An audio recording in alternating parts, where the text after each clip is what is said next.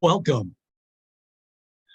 Our speaker tonight, Stephen Strogatz, is the Jacob Gould Sherman Professor of Applied Mathematics at Cornell. How does he apply math? One way is to use nonlinear dynamics and complex systems to explore the curious aspects of everyday life.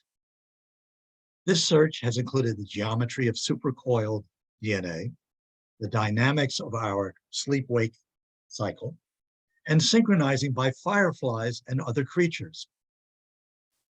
After graduating from Princeton, Professor Strogatz was shaped by 3 Cambridge campuses, first as a Marshall Scholar at Trinity College in England, then for his PhD at Harvard, and finally in his first job as a professor, teaching at MIT before moving to Cornell in 1994. He has blogged about math for the New York Times and the New Yorker, and has been a frequent guest on Radiolab and Science Friday. His honors include the highest teaching prizes at MIT and Cornell, and membership in the American Academy of Arts and Sciences.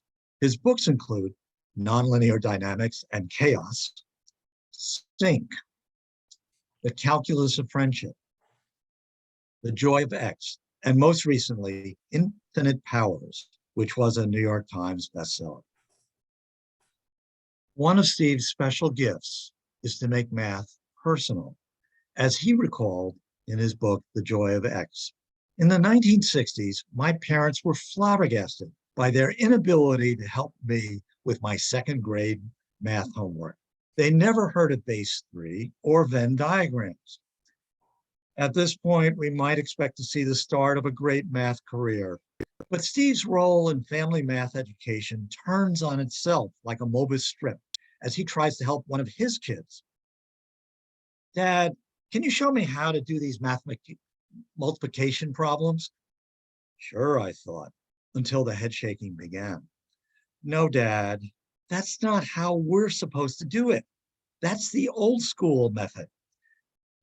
Don't you know the lattice method? No. Well, what about partial products? These humbling sessions have prompted me to revisit math multiplication from scratch.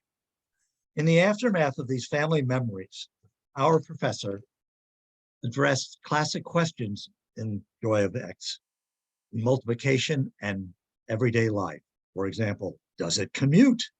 And when does sequence matter? With this modest sample to start with, please welcome Professor Stephen Strogatz. Thanks very much, Jonathan. I appreciate that nice, warm introduction. Hi, everybody. It's exciting to see you all here. And I'm really delighted to be invited to talk to the Alumni Association of Westchester. It's great. Maybe you could tell I'm in New York City this year. That is actually the view out my window, although it's a virtual background, but that is the photograph from where we are. We're just north of Madison Square Park. You can see, well, okay, there's the Flatiron building behind me. Anyway, so come see us in the city sometime if you're around. We've got, I'm working this year at the Museum of Math, which is on 26th Street around 5th Avenue.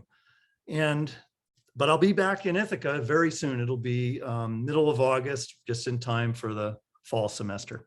Okay, so anyway, what I was hoping to do in just a few minutes here is talk to you about a particular adventure that I had with trying to bring math to the masses. And I'm gonna leave lots of time for questions. In fact, you could ask questions during my talk here by typing them into the chat, or if you want to raise your hand, that would be fine. So I hope this will be interactive and not just one of these tedious Zoom sessions with someone carrying on. Anyway, so the story I'd like to tell has to do with something that Jonathan mentioned, that I did have occasion to blog about math for the New York Times. This was back in 2010. And I just want to share my screen with you for a few minutes and tell you some stories about that. It was a pretty amazing experience writing about math in the newspaper. it all began when this gentleman contacted me. That's David Shipley, who now works for Bloomberg, but at the time he was the op-ed page editor. So, that already should pique your interest, I hope. This is the opinion page. This is not the Science Times. This was the opinion page. And he contacted me. I had known him a little bit. I'd written the occasional op-ed before that, but he contacted me on a day that was very memorable to me because it was exactly my 50th birthday. I like numbers, so it's easy to remember. And so he said, come have lunch with me in the Oyster Bar in Grand Central Station. I have a proposition for you. And I didn't know what it was going to be, but he said, how would you feel about writing a series for the readers of the opinion page about math? We could give you 15 weeks. You could teach us anything you want once a week. How about it? And, I thought this was an incredible opportunity to have these millions of readers that I could try to reach about the wonders of math. But I was a little confused about the placement, the op-ed page, huh? So I was thinking, what could he possibly mean about a series about math? And was the year I think at that point it was 2009, right? It was my 50th birthday. And I thought, oh, I know, he wants, because the meltdown in the financial markets had occurred just the year before, 2008. I thought maybe he wants something topical, like how does math relate to the meltdown? Or there's always math about climate change or other things in current events. He said, absolutely not. That's not what I have in mind. Here's what you're going to do. Your first column is going to be about numbers. Your next column is going to be about addition. Your next column is going to be about subtraction. And you're going to go like that. You're going to start us in kindergarten or preschool and just walk through the curriculum, except make it interesting this time. Take us through algebra as far as you can go, geometry, calculus, wherever. So this was a fantasy for me. This is real catnip to a math professor. Really? You're going to just let me teach math in the newspaper? But like he said, try to make it interesting, do something fresh. So I want to tell you a little bit about what I tried to do. And, it was very unclear if this could work. After all, right, you don't see math in the newspaper too often. So I took his advice. I ended up writing a series of columns. This is what they ended up looking like. His idea was, David's idea was, we're going to call this the elements of math, and which I think has a nice little Cornell ring to it, doesn't it? It reminds you of the elements of style with Strunk and White. Maybe he was thinking of Euclid's elements. I'm not sure, but anyway, elements of math. And you can see the dates, started in January of 2010. Let me give you a little feeling for what the articles looked like. So here was one of them. This was actually the first one, From Fish to Infinity. As requested, I started in preschool, and I tried to make clear to the audience that, like it says here, I'm going to try to start with 1 + 1 = 2 and go as far as we can, writing about the elements of math from preschool to grad school, for anyone who would like to have a second chance at the subject, but this time from an adult perspective. And the whole point was not to teach people math again, but like I say, give you a better feeling for what it's really all about and why it's so enthralling to those who get it. The crazy thing was the audience reaction. If you look, I don't know if you can see this in the comments, but there were hundreds of comments on this first column, and people were saying things like, I can't even explain how incredibly excited I am about this, with 4 exclamation points. Or this person says, wonderful poetry, philosophy, and science, thank you. So people were really fired up, which was gratifying because we thought it could easily be a dud, but it turned out it wasn't. And the success of the whole enterprise was really much more than we thought. Like, here's a guy writing for the Harvard Business Review who says, okay, first of all, the best New York Times columnist, business columnist you've never heard of. Sorry, Paul Krugman, I suppose. Too bad, Tom Friedman. So he says, I'm the most insightful pundit posting in today's New York Times. That was pretty shocking. But the argument that this gentleman made, Michael Strogatz, is that you know, he seems to think these columns are must reads for entrepreneurs and executives who grasp that math is the lingua franca of serious business analysis. So I don't know about any of that, but it was very heartening to see that this wasn't falling flat, which I really seriously did worry about. So let me just give you two examples of what I tried to do, and then we could talk about other adventures in math communication or anything that might be on your mind, math education, whatever. Okay, so one strategy, as you could probably tell from getting to know me already, is I like to joke around a little bit. And I thought the subject of math is serious enough and off-putting for certain kind of the readers I had in mind, that maybe we should keep the mood light, have a little laugh together. If you can get people laughing, usually you kind of have them in the palm of your hand at that point. They'll keep paying attention for a while. So here's an example of how I tried to do that. And this was from a column about decimals and division and fractions, those kind of concepts. I think it was like the third or fourth column in this, from addition to subtraction. So division comes at some point, and the related ideas of fractions and decimals. Now, I should say, by the way, these columns did not appear in the print newspaper. They appeared in the online New York Times. And that, at first, I was a little worried about, like, that seemed like inferior real estate. But I later came to realize it was actually very advantageous. Because, for instance, I could do things like this. I could embed an audio file, and then people could listen to it on their phones or on their laptops.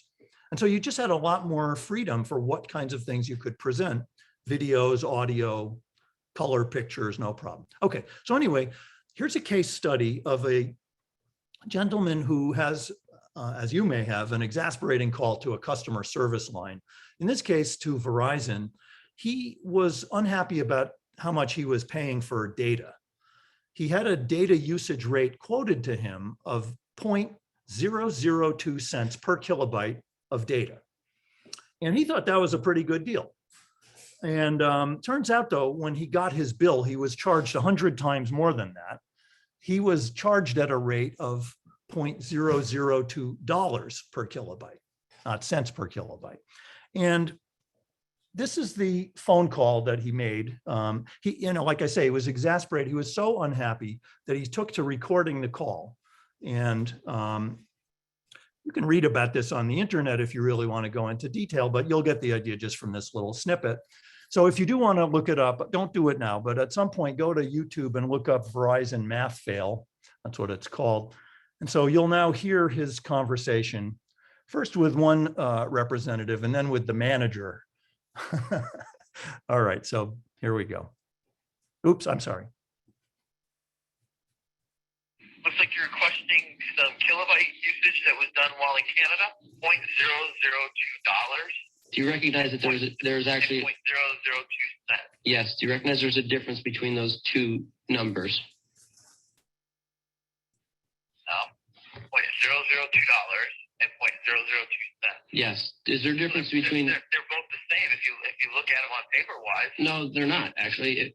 So if you take 0.002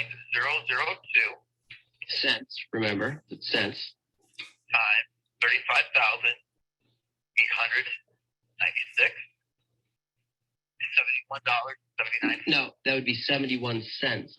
How much should I be charged?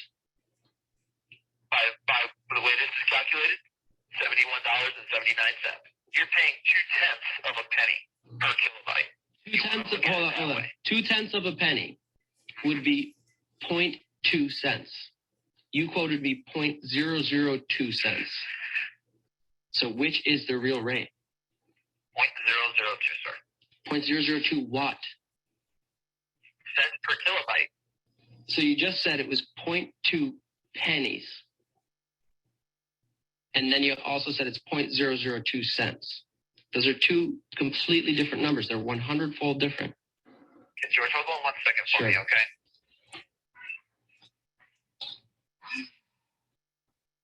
This is Andrea. I'm a manager on the floor. How can I help you today? Hi. Do you recognize that there's a difference between $1 and 1 cent? Definitely. Do you recognize there's a difference between half a dollar and half a cent? Definitely. then do you therefore recognize there's a difference between $0.002 and $0.002? No. I'm teaching math here. And I mean, I'm trying to get what you're saying here, but it's just not. And we're talking about cents, right? Right, 0.002. If we multiply that by the amount of kilobyte usage that you have, 35893. 35893, that comes out to what you paid, 71.79. Cents. You never did the conversion from cents to dollars. I don't know. I'm not a mathematician. 0.002 cents Right. times my 35,893 is a number, but it's still in cents. We're not quoting $0.002. We're quoting 0.002 cents. Oh God, honestly, Well, I mean, it's obviously a difference of opinion. it's not opinion. Okay, well, you know what? I'm gonna post. Okay, you get the idea. Still, you can see how people could be confused, right? I mean, that number is very hard to visualize. No one has ever held 0.002 cents in their hand. You have to have a certain level of sophistication to appreciate what a rate of 0.002 cents per kilobyte would really mean. And so, you know, it's not so obvious, even though we think of these as middle school math concepts. A lot of people have trouble with it. So anyway, I use that as an example to talk about some of these subtleties, even with middle school math concepts. Now, the thing is, in using humor as a way into the subject, I think it's a double-edged sword. It's risky because if anyone feels like they're being laughed at, for instance, if there are any of you out there who aren't getting why this is so ridiculous, and it's quite possible, you may feel at this moment alienated. You know, like you don't want to read anymore. This whole experience is so aversive to you. It's bringing back flashbacks from math class or whatever. So I felt it was also important not just to have a sense of humor about some of these things, but also a sense of empathy, that all of us get confused from time to time. And that's fine. That's a normal part of the process of thinking about math or anything else that's difficult. And so here's an example of a case in my own life where I was confused and tried to get past it, which had to do with something that has stuck with me all these years from my childhood, when my Uncle Irving, it's my dad's brother, he used to like to ask me puzzles when I was a little boy, and I liked to try to answer the puzzles. And so one time he asked me this puzzle, which will remind you of things you might have had in algebra class, but I was about 10 years old when he asked me. So it's one of these absurd bathtub problems where it's such a peculiar bathtub. The hot water and the cold water faucet don't run at the same rate. If you were just running the hot water faucet, let's say it would take an hour to fill up the tub, just with the hot water. If you were running the cold water full blast, it would run faster. It would fill the tub in half an hour. So Uncle Irv asked me, if you run them both at the same time, how long will it take to fill the tub? Now, keep in mind, I was 10 years old, and think about this for a minute yourself. Okay, I hope you get the question. One faucet takes an hour to fill the tub. Another takes half an hour to fill the tub. How long if they're both running together? If you want, you could try typing an answer into the chat. If you don't, you're not required to. Another thing you could guess if you want is, if you're more interested in psychology, what would you guess a 10-year-old might say was the answer to this? What are some plausible answers for someone who doesn't really know? What might I have guessed? I'm going to look at the chat, see what you've got here. Well, I see there's some earlier remarks about the Verizon phone call. There, yeah. So to answer Betty's question, I think Verizon never really gave in on this. You could read the blog from George Vaccaro, is his name, and I don't think he ever really got very much satisfaction. Okay, but I appreciate that some of you are making suggestions what I might have guessed. So Corey makes the interesting comment, less than 30 minutes, which is very good insight, that since one of them fills the tub in half an hour just running by itself, with the other one running, it has to help. So it has to be less than 30 minutes. That would have been a very clever 10-year-old, more than I was. Renuka actually gets the correct answer and guesses 20 minutes, which is right. I totally did not get that, but some of the people, like Marlene writes to me directly, 45 minutes, that's what I guessed. I took the average of an hour and a half hour, and my uncle started laughing at me because he said, that's completely ridiculous, Stephen, come on. It has to be less than 30 minutes, right? As was pointed out. Some people actually give me less credit and guess that I would have guessed an hour and a half, that I would add the two numbers. That would really have been a bad guess. Fortunately, I didn't guess that. But anyway, 45 minutes was also wrong. And it did cause this lacerating experience of being laughed at by my beloved uncle. And I really felt my face getting red. So now, what's a good way to think about it? All right, so Uncle Irv said to me, well, okay, actually, Robert says, why did it take me more than 20 minutes to come up with an answer? So here's how Uncle Irv said I should think about it. He said, think about how much each of the faucets, how much of the tub is filled up in 1 minute. That was his suggestion. One of them fills up 1/60th of the tub in 1 minute because it takes 60 minutes to fill the tub. The other one would fill up 1/30th of the tub in 1 minute. And so together they would fill up 1/60th plus 1/30th of the tub. Now that required knowing how to add fractions and put them over a common denominator. So let's just briefly do that. 1/60th is fine. 1/30th, that's the same as 2/60ths. And then if you add those together, the 1 and the 2, that makes 3/60ths, which you could then cancel out the 3, and it's 1/20th of the tub in 1 minute gets filled up. So therefore it takes 20 minutes to fill the tub. So that was Uncle Irv's solution. Maybe some of you did it that way. That's kind of a standard way that your teachers might have taught you in algebra or someplace else. But I remember not liking it. It seemed to me, okay, yes, it's right, but it seemed a little complicated. Like, isn't there a better way to think about this? And so I bring this up because in math, you know, some people will tell you there's a right way and a wrong way, but anyone who has any real experience with math or real feeling for math knows that there may be many right ways, and some are more clever, or even the word we like to use, more elegant than others. So I tried to think about it for a long time afterward, looking for an elegant solution. And I wonder if any of you have a more elegant way than Uncle Irv's. See if you can type something into the chat to describe how you might approach it in a better way. Let's see if I can see any ideas from you.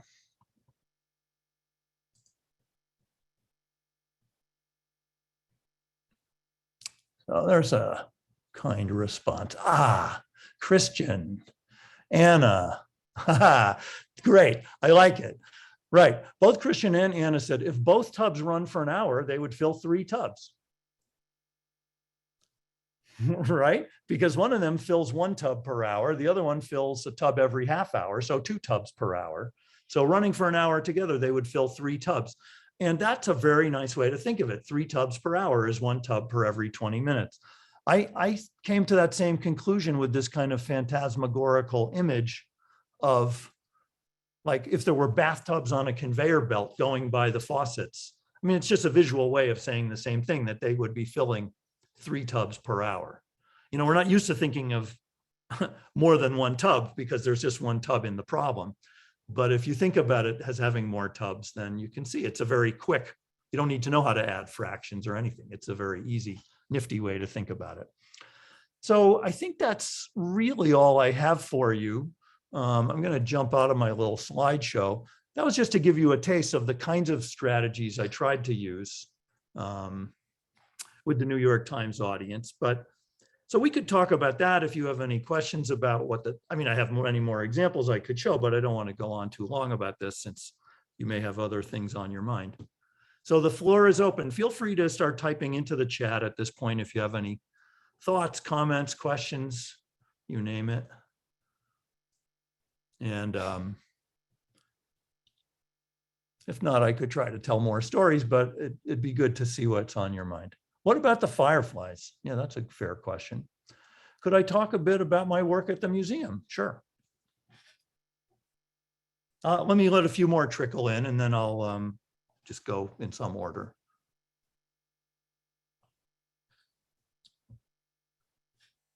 Was the pun intended? Trickle.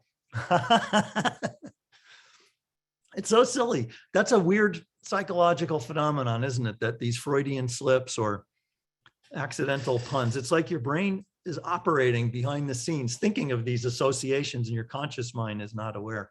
That's weird.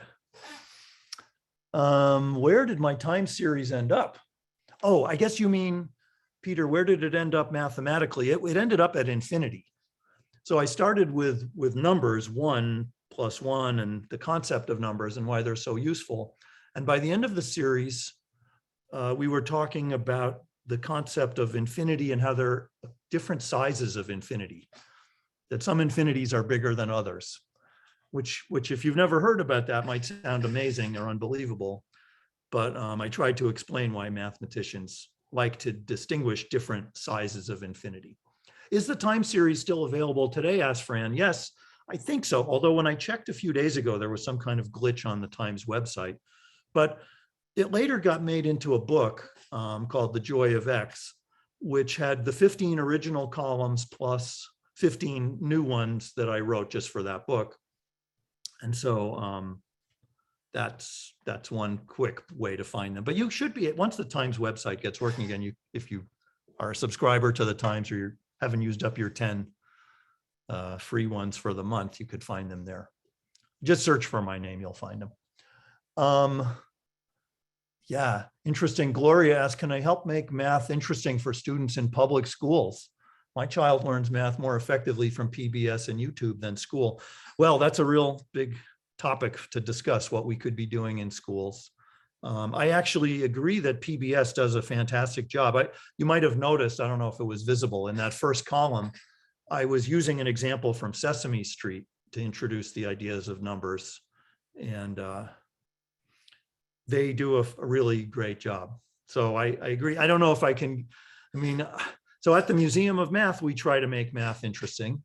I find that my books get read by a lot of not the intended audience. I thought they were for adults who were going to have a second chance at math, but it turns out lots of kids of all ages, from elementary school to middle school and high school, seem to like reading these books, or as you say, YouTube has a lot of great content too. So let me go back though to, yeah, Fran asks about my experience at the museum. Let me try to say a little more what that is. If you haven't been to it, it's called the Museum of Math, nicknamed MoMath, sort of like Museum of Modern Art is MoMA, we're MoMath. They have a visiting professor each year. The first one was a Fields medalist from Princeton named Manjul Bhargava. So maybe you know that Fields Medal is considered the highest award there is in math, almost sometimes compared to a Nobel Prize. And so it's a very distinguished position to be asked to be the visiting professor. And so when they asked me to do it this year, it was really nice honor. And Cornell, fortunately, was, even though it was not my time for a sabbatical, they were happy to let me come for the year and do this service. So what am I doing there this year? I teach little courses. We have mini courses on all kinds of things. You could take them actually if you want to take it. I'm offering one that starts in a few weeks, which you could attend remotely, or if you're in the city, you could come in person. It's going to be about ideas coming from India and the Islamic world that were forerunners to calculus. If you've taken calculus, you've probably heard a lot about Isaac Newton and Leibniz, and it's usually presented from a very European point of view. And a lot of fantastic work in calculus was done by Europeans like those two gentlemen and Pierre Fermat and René Descartes, Galileo. So there's a lot of great European work. However, there were others around the world, in Baghdad, in Kerala, India, who also were thinking of calculus, and in some cases, hundreds of years before Newton and Leibniz. And this is not something you tend to hear about. I didn't even know about it until recently. So I'm going to be showing some of the great gems of, let's say, proto-calculus that came out of India and Islam. And it's great math. I mean, the message here is that math is part of world culture. It's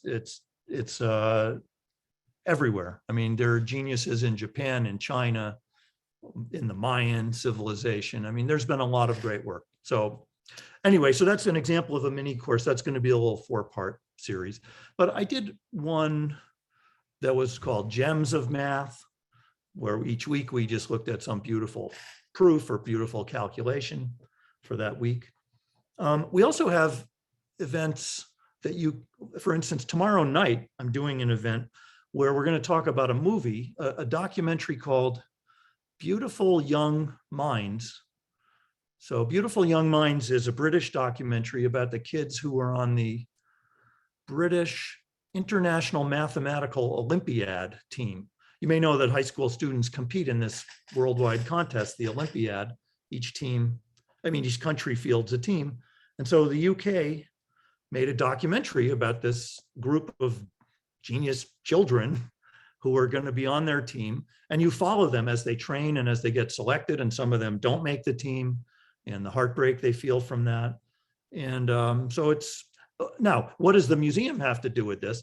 Well, I'm going to be interviewing the coach of the team, as well as one of the kids who was on the team, except he's now 31 years old. The movie was made in 2006, but he's now, grown up, and we'll hear what has happened to him after you watch it. You can see this movie on Vimeo or on YouTube, Beautiful Young Minds.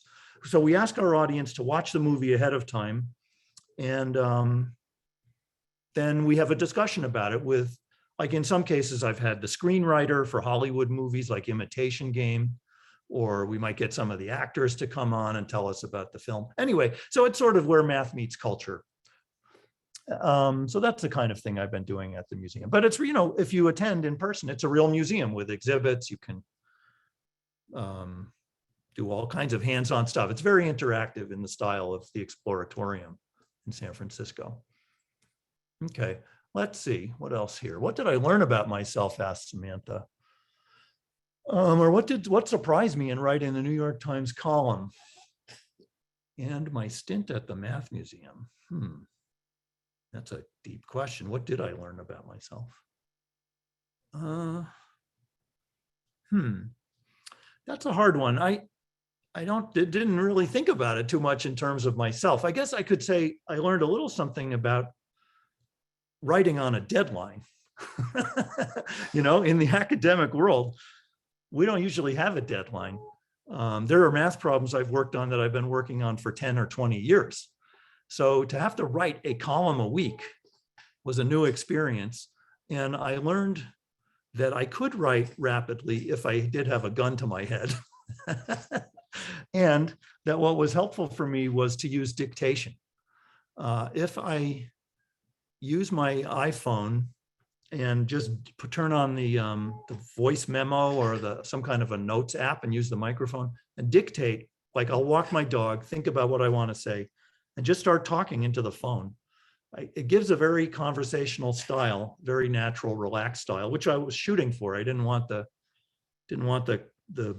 columns to sound like textbook writing or anything like that. And after all, with the newspaper, people are quick to read some other article or just stop reading altogether. So you really want to hook them. And it put a premium on trying to make for an engaging style. So it was a good experience to try to do that.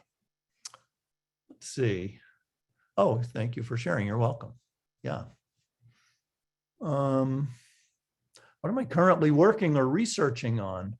What's the most important open problem in math today? Well, those are both wonderful questions. I mean, there are problems of a very different scale, honestly. I feel like what I'm working on is it's fun for me. It's not necessarily earth-shattering stuff, but it's fun. And sometimes, my students and I will discover something cool. But in terms of what is like what? I mean, the thing that interests me is how order emerges from chaos. I really like that theme. I like trying to find patterns, and they're all over the place in our bodies, in the world around us. I'm I'm especially interested in things that oscillate, that have cycles that go around in rhythmic patterns. So like there was the question about fireflies, and actually it's a good time of year to be thinking about fireflies, because depending where you live, you might have them right outside your, in your backyard. June is firefly season. And so what's interesting about them is that in some parts of the world, notably Southeast Asia, but even in places like North Carolina and Tennessee, there are certain species where the male fireflies will all flash in sync. They'll all light up in unison and then go dark in unison. And that's been a mystery for literally centuries. How can these insects that are not super clever, they don't have very fancy nervous systems, how can they do something that we associate with a trained orchestra? How do they get themselves in sync? And they don't have a conductor. There's no maestro firefly. You might think that there is, but if a bird eats that firefly, the whole thing is going to collapse the next night. That's not how it works in biology. It's much more robust. So we tried to explain, my collaborators and I, how could you get a system of these little flashing insects? What are they doing to each other? They're somehow communicating. How is it that they can keep themselves in sync? And they could do it reliably every night. Even though when they start, they're not in sync. At the beginning of the night, when it's still bright out, they can't see each other well enough and they're very disorganized. But as the night goes on and it gets darker, they start to form clumps of duos and trios, and pretty soon the whole forest or whatever gets in sync. And so we made a little mathematical model of how that might plausibly happen. And you might say, I don't really care about fireflies, and that's okay if you don't. But the same thing is happening in your heart right now. You have specialized cells, pacemaker cells in the sinoatrial node of your heart, about 10,000 of them, each of which is sort of like a little firefly, except it has an electrical rhythm rather than an optical rhythm. And the communication electrically of those pacemaker cells is very important for the whole pacemaker region of the heart to function properly and send the signal to the ventricles to beat. So anyway, this theme of synchronization is my favorite thing. I've been thinking about it for my whole career, and I'm still obsessed with it. Let's see, recommendations, asked Jeff, for how to introduce young children, like 3 or 4-year-olds, to math. It's a great question. Lots of parents wonder about this, or grandparents, and I think it's helpful to have a broad concept of what math is.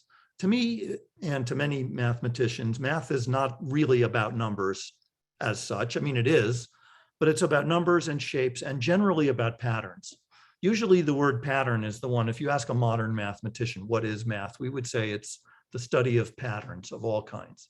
And so anything you can do to help a little child appreciate pattern in, you could play games with marbles. I would keep it very palpable and hands-on, and play and do games and puzzles. Look for little patterns in the outdoors or in the shapes of buildings if you live in a city. If you're not yourself a mathematically minded person, maybe you have no idea what I'm talking about, so you wouldn't know how to do this. I guess, let's see, what are some good resources?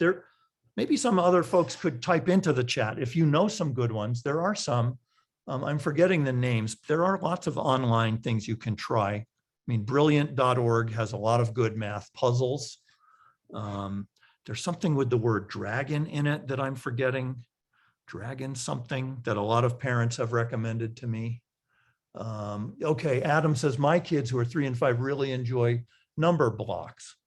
Yeah, I think this kind of thing where the kid thinks that they're playing, but actually they're discovering interesting structures and patterns, either about numbers or shapes. That would be very age appropriate for 3 and 4 or 5 years old.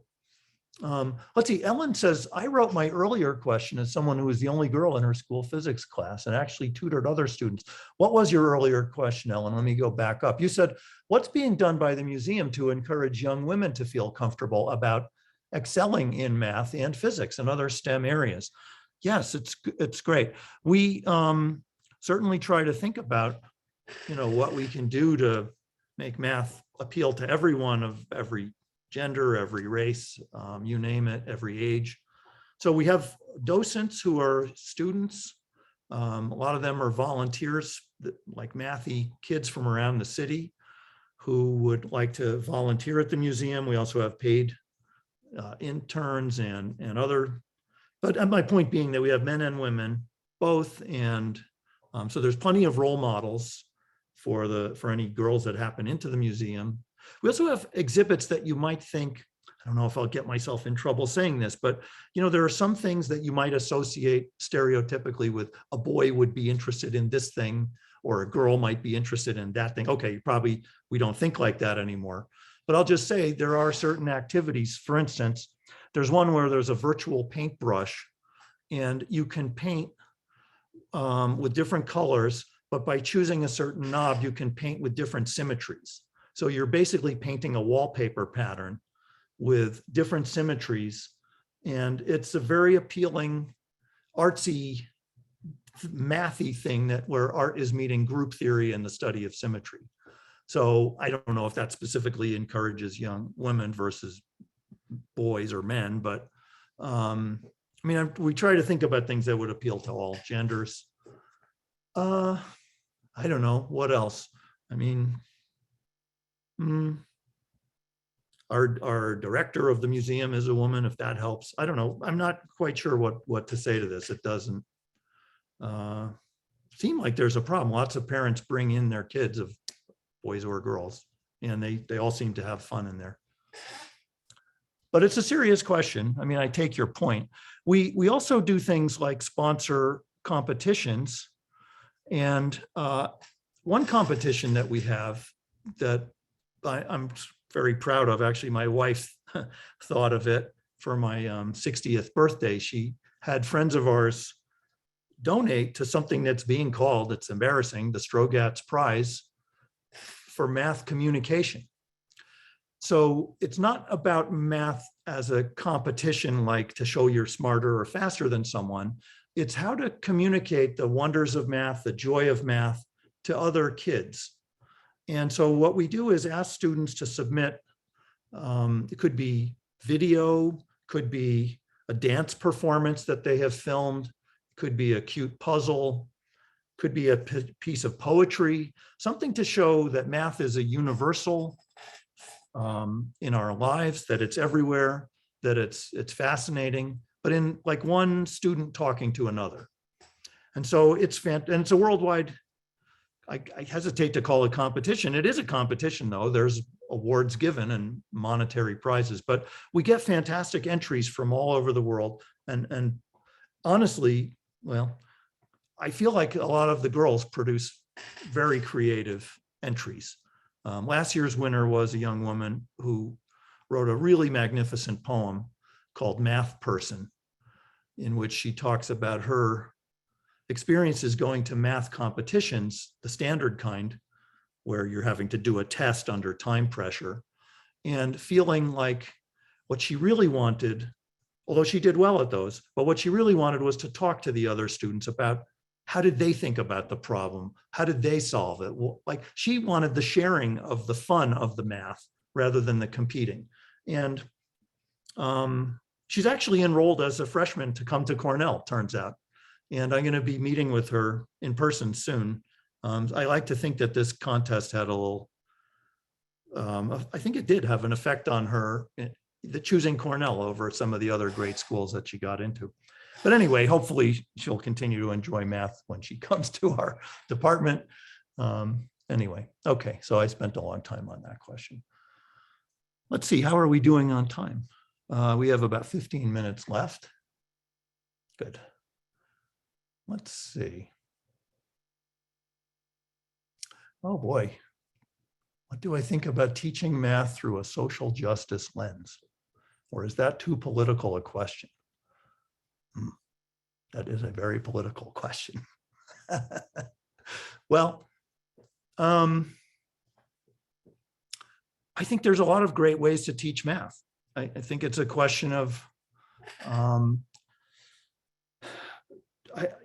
skilled teachers. I had a teacher who for him, math was a way to think about sports. He was always giving us examples about when he was out kayaking. He thought about the vectors of force and water currents. And he made vector geometry very interesting to us because he was passionate about outdoor sports, and it worked.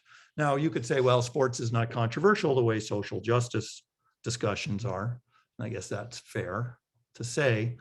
But I think you could, the right teacher could talk about issues having to do with, let's say, climate change, or how about this one? How about income inequality, right? I mean, income inequality could be considered to be a social justice topic, but there's also a mathematical concept called the Gini coefficient, which is a mathematical measure of inequality.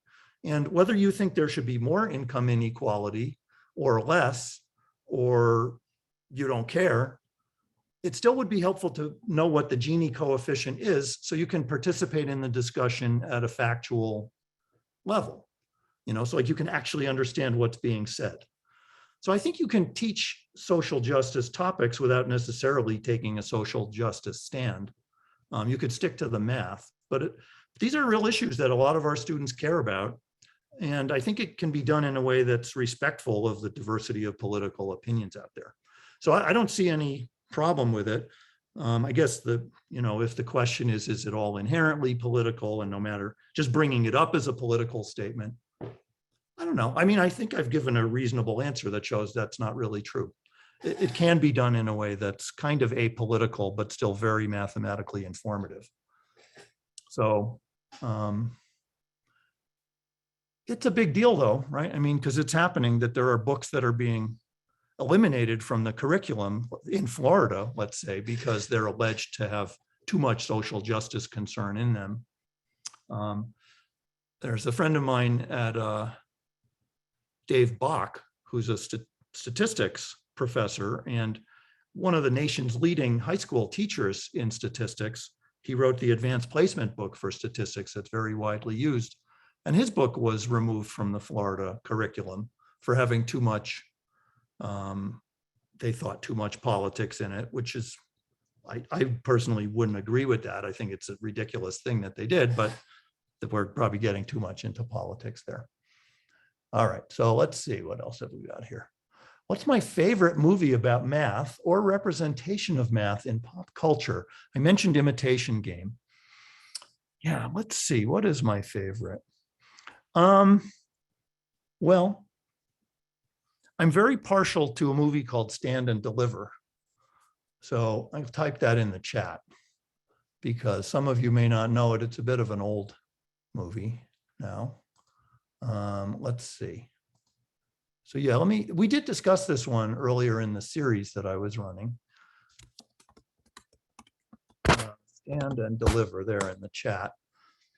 It's a true story of a teacher in East Los Angeles, Jaime Escalante, who had been an aerospace engineer and then retired from that to become a teacher in a very impoverished area in Los Angeles with students who most, were thought to have very dim prospects and no hope. And he set a very high standard for them and got an incredible number of students taking the advanced placement test in calculus, getting into the best colleges in the country. Some of them have become professional mathematicians, and he didn't do it by appealing to their self-esteem, or he was a real hard character, Mr. Escalante, but very funny, and he really loved the students. And he, as he said to his colleagues who thought that he was sort of leading the students on and setting them up for failure, he said the students will rise to the level that the teacher expects. And he proved that it could be done. So I find it a very inspiring story and would highly recommend that. And I especially like it because so many Hollywood movies show teachers as numbskulls or the butt of jokes, and it's offensive. And this is a movie about a truly heroic and great teacher. So I like that. Good to hear me getting choked up thinking about it. Go teachers. They're so important. All right. Oh boy. Okay. Ellen says, my father was an engineer. He never believed that girls couldn't do math, why are girls getting this message? In other countries, it's accepted that both sexes can do math. There is something very important that you're saying there, Ellen, I think, which is that it is not a universal cultural phenomenon, this idea that that somehow boys are better at math or something like that. It's certainly not true in Hungary or in Eastern Europe, in places like Russia. I mean, for all the problems that they have in Russia, they don't have this problem.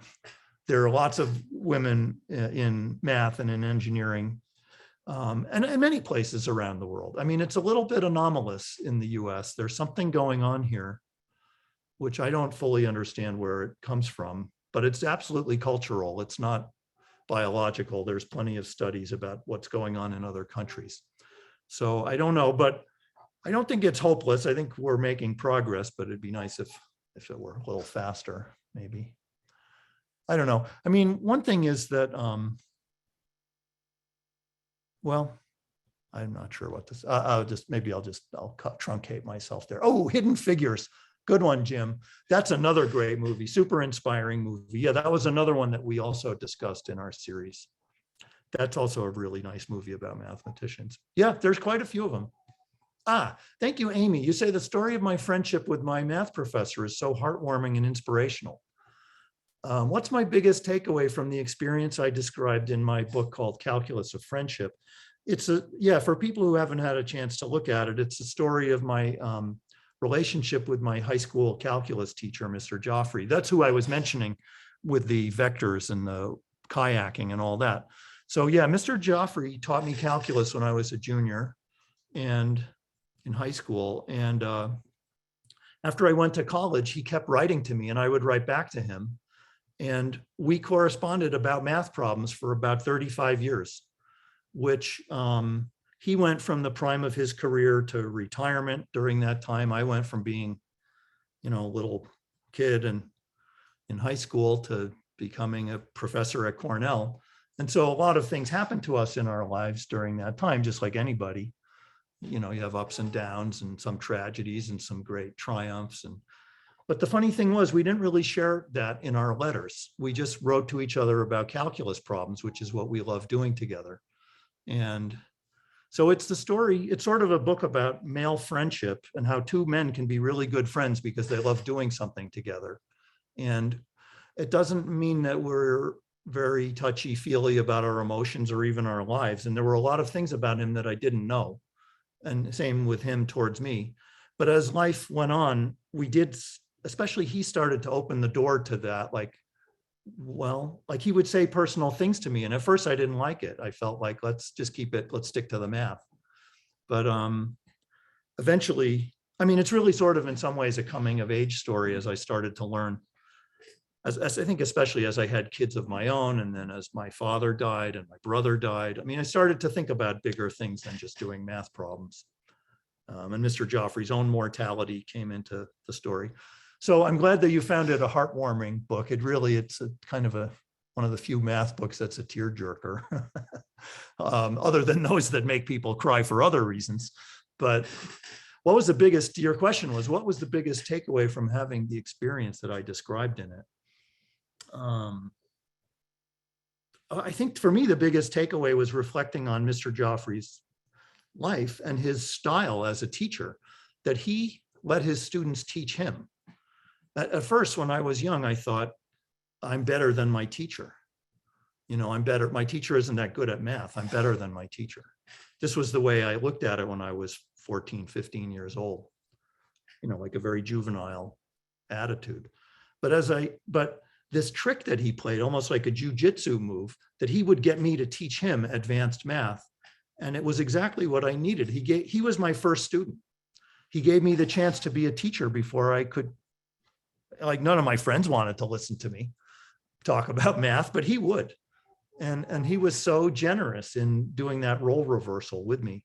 So it's made me think about the value of humility in a teacher, that the teacher doesn't have to be a know-it-all with all the answers. In fact, if the teacher, sometimes it could be a trick. The teacher might pretend not to know to get the student to rise and teach them and feel more confidence. But actually, I think Mr. Joffrey was very sincere. He wasn't tricky like that. He was perfectly okay with being an amateur. He knew what he knew. He admitted the things he didn't know, and he was happy to learn more. And I feel like that was a great lesson. I try to model that for my own students. Okay, so I see here, we just have time for one last question. Maybe we don't actually. Maybe I better turn it over to Jim. Jim, you want to come in for the wrap up? Yes, I do. Well, thank you, Professor Strogatz, for that fantastic presentation.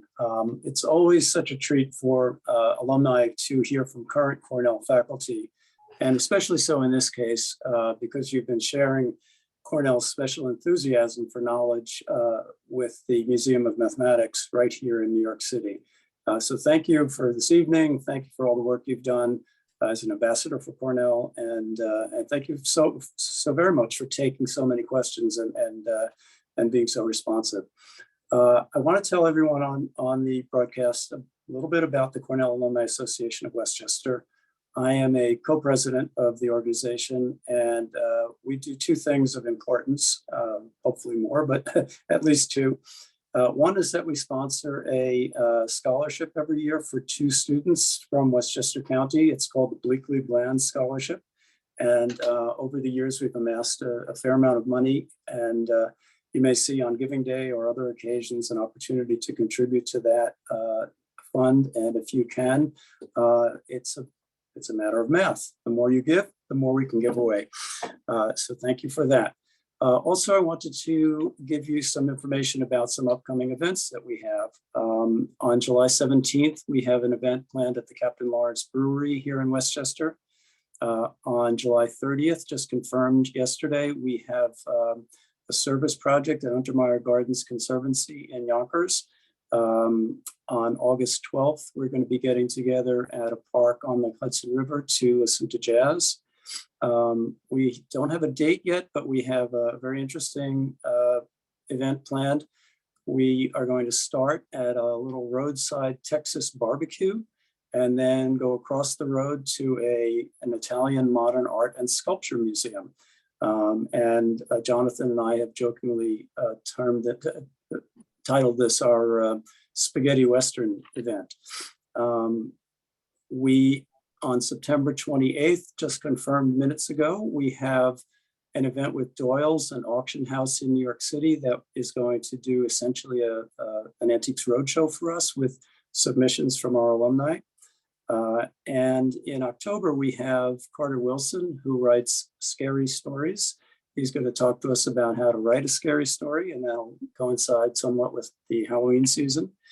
And then we've also got some plans to do a firehouse tour for young people. And we're going to hear from Chris Nolan, who's one of our Westchester alums, who is one of the original people at the Central Park Conservancy.